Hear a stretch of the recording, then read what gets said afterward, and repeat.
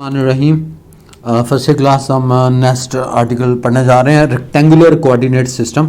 Students mostly short question और MCQs के related चंद शॉर्ट क्वेश्चंस करेंगे और उसके बाद long questions.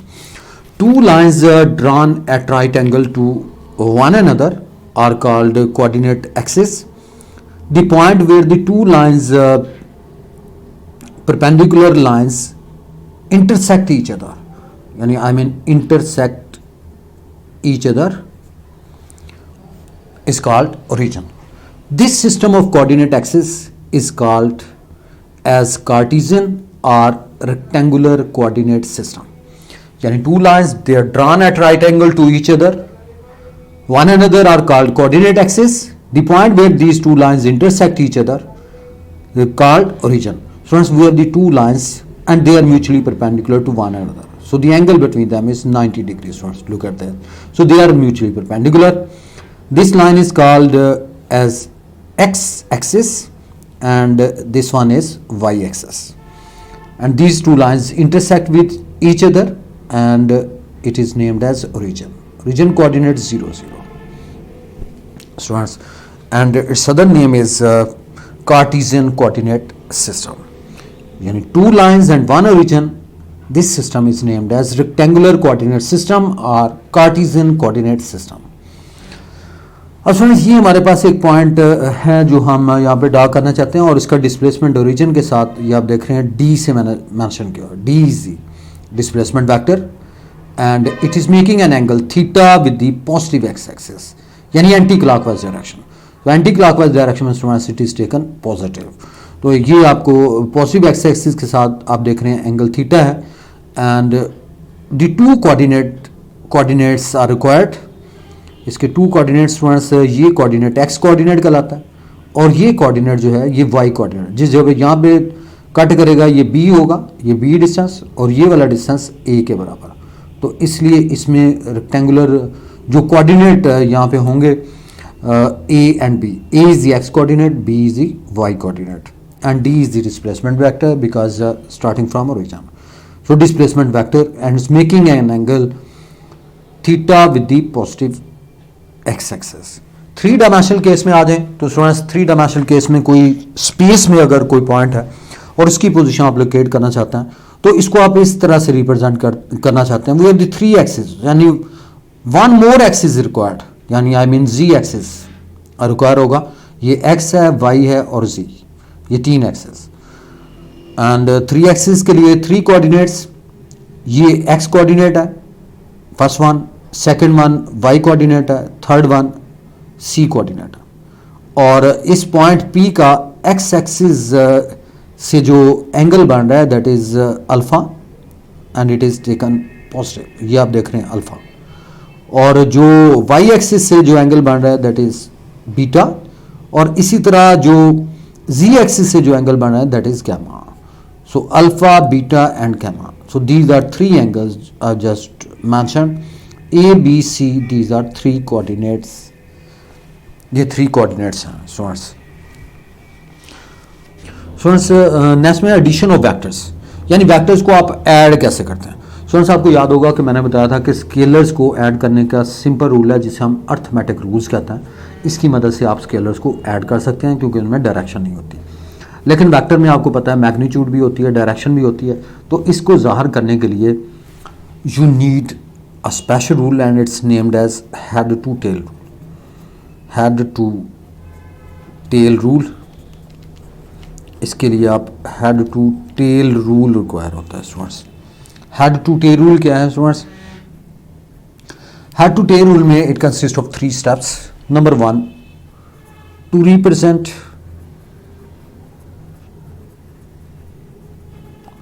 all the given vectors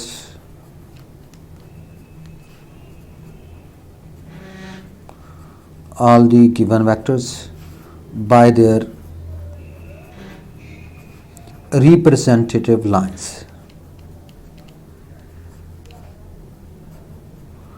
By their representative lines. To represent all the given vectors by their representative lines यानी जो भी वेक्टर्स जितने भी गिवन है स्टूडेंट्स इसकी कोई लिमिट नहीं होती कि कितने वेक्टर्स को आप जमा कर सकते हैं। यानी मोर देन वन होने चाहिए, there is no limit. To represent all the given vectors with their representative line, representative lines कहते हैं नुमाइंदा खतूत से ज़ाहिर करें. Number 2 is combine the vectors, combine the vectors, vectors को कंबाइन करें. Combine the vectors in such a way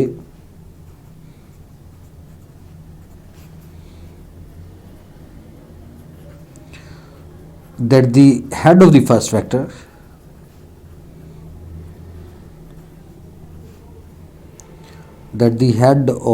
first vector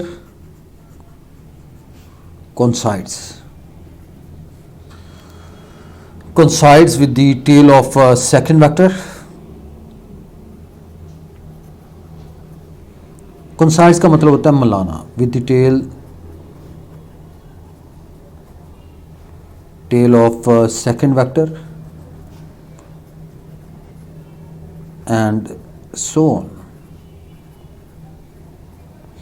यानी आपने दूसरे स्टेप में क्या करना है कि उन वेक्टर्स को कंबाइन करना है, और कंबाइन इस तरह से करना है कि पहले वेक्टर का हेड दूसरे वेक्टर की टेल के साथ, इसी तरह दूसरे वेक्टर का हेड तीसरे वेक्टर की टेल के साथ, and so on.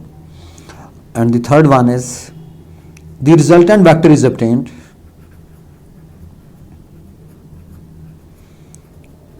the resultant vector is obtained, resultant vector हासिल होगा that starts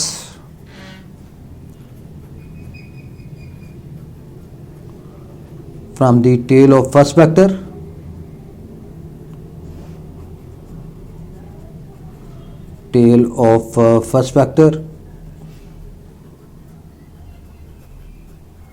to the head of last vector.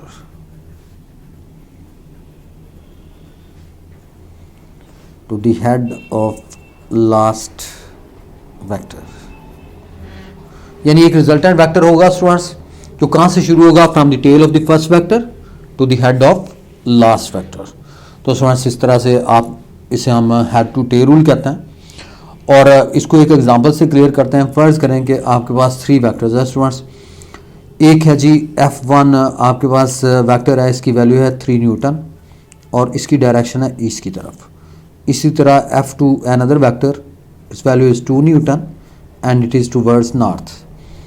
And इसी तरह the third one is we have the vector is its value is equal to, let's suppose its value is equal to 4 newton and it is towards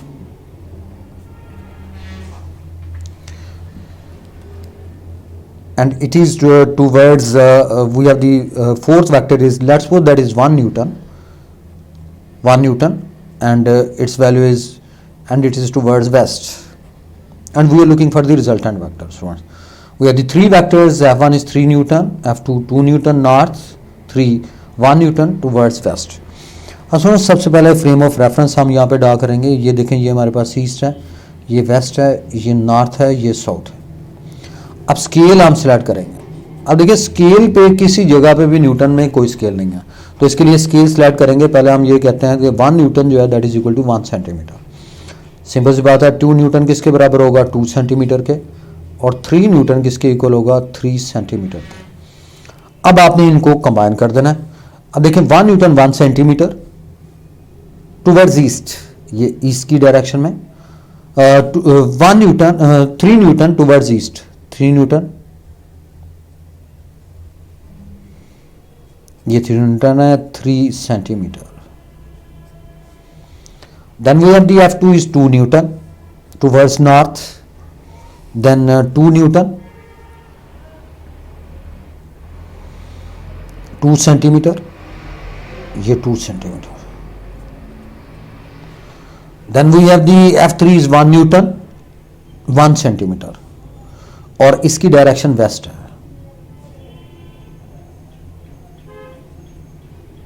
that is west. ये इसका students second step होगा. यानी पहले step में आपने इन vectors को इनके नुमाइंदा खतूत से रिप्रेजेंटेटिव लाइन से ज़ाहिर कर दिया, जैसे मैंने यहाँ पे किया. दूसरे स्टेप में क्या होगा, that is the first one. Second one is combine the vectors. In vectors को आपने कंबाइन करना है स्टूडेंट्स. अब देखिए कंबाइन करेंगे आप, और इसी तरह head of the first vector towards the coincide with the tail of the second vector की टेल से आप मिला दें, that is the second vector, और इसकी टेल से मिला दें 2 सेंटीमीटर। थर्ड में आप देख रहे हैं 1 centimetre, so that is 1 centimetre. ये हमारे पास 3 वेक्टर्स आ गए, F1, F2 and F3, these 3 vectors, and the resultant vector is obtained that starts from tail of the first vector to the head of last vector.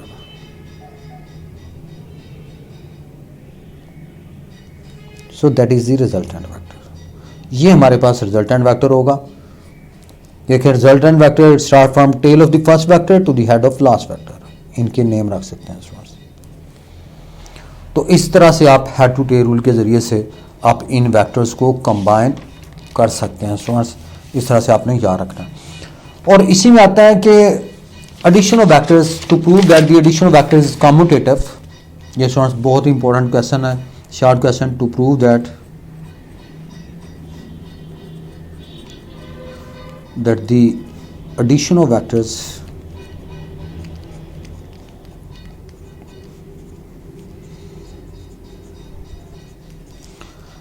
is commutative.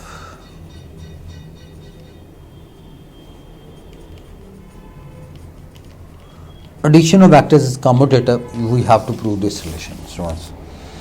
अब यहाँ पे हम students 2 vectors लेंगे। जैसे ये हमारे पास let's suppose we have the 2 vectors are there, one is vector A. ये हमारे पास कोई वेक्टर ए है,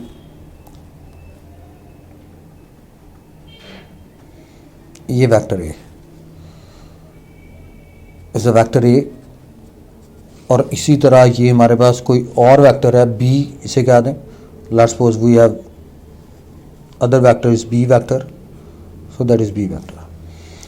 अब इनको आप कंबाइन कर दें, ये फर्स्ट वेक्टर है, ये सेकंड वेक्टर है, आप इन्हें कंबाइन कर दें, that is B vector, that is the first vector, that is the second vector.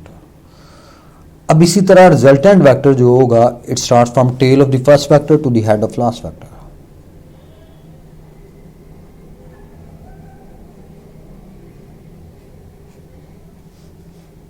and it is named as resultant vector. So R is equal to A plus B.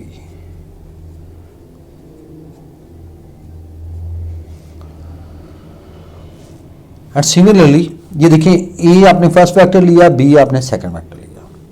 अब आप ये करें कि B को आप first vector consider कर लें, B की उसी डायरेक्शन में, डायरेक्शन रिमेन्स द सेम। ये बी वेक्टर लिया और ए वेक्टर इसी तरह यहाँ,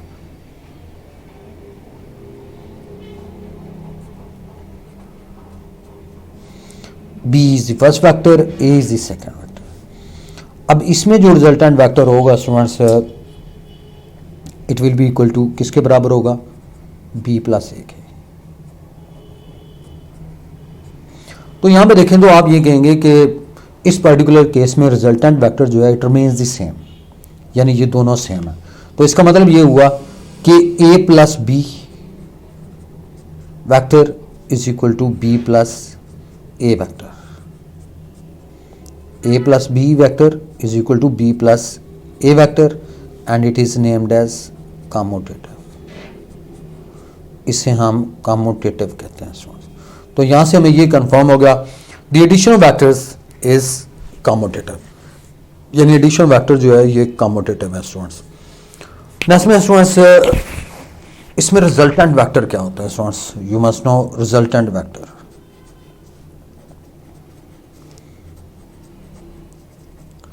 रिजल्टेंट वेक्टर आप ये कहते हैं यानी it's a single vector, it's a single vector which has the same effect as a combined effect of all the vectors to be added, yani it's a single vector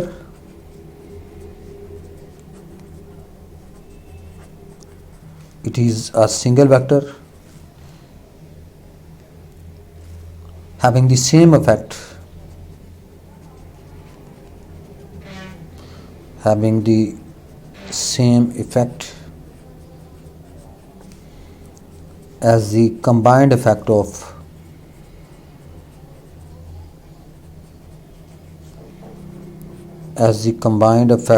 of all the vectors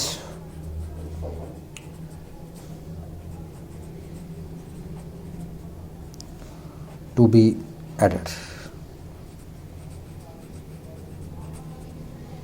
इसे हम नाम देते हैं students resultant vector का, यानी ये एक single vector होता है which has the same effect as the combined effect of all the vectors to be added, और इसको हम यूँ कहते हैं F vector is equal to F1 plus F2 plus so on plus Fn.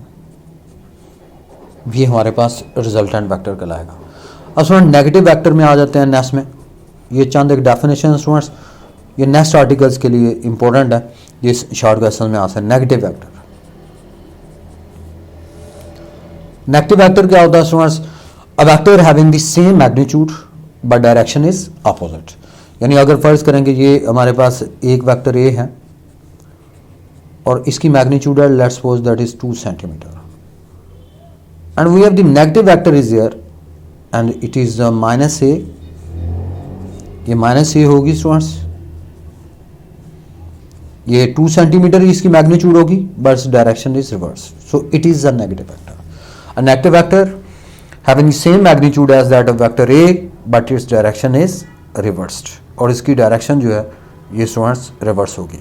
Subtraction of vectors, तो vectors को आप subtract कैसे कर सकते हैं?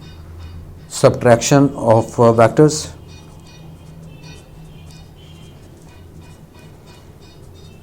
सब्ट्रैक्शन ऑफ वेक्टर्स, इसमें हम ये कहेंगे कि the subtraction of vectors is equivalent to the addition of vectors but direction is reverse. दोबारा सुन लें, subtraction of vectors is equivalent to the addition of vectors, यानी एडिशन ऑफ वेक्टर्स के बराबर ही होता है but its direction is reverse, लेकिन इसकी डायरेक्शन जो है ये स्टूडेंट्स रिवर्स होती है. अब फर्ज करें कि ये हमारे पास एक वेक्टर ए है,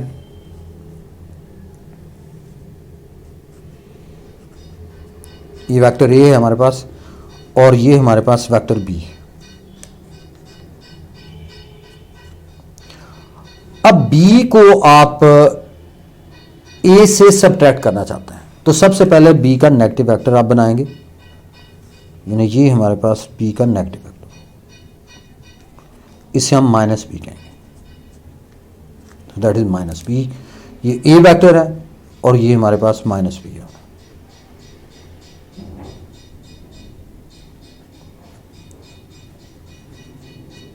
so that is vector A and that is vector vector A, और इसका सब नेगेटिव वेक्टर क्या होगा? Minus B. तो ये हमारे पास सब्ट्रैक्शन वेक्टर है.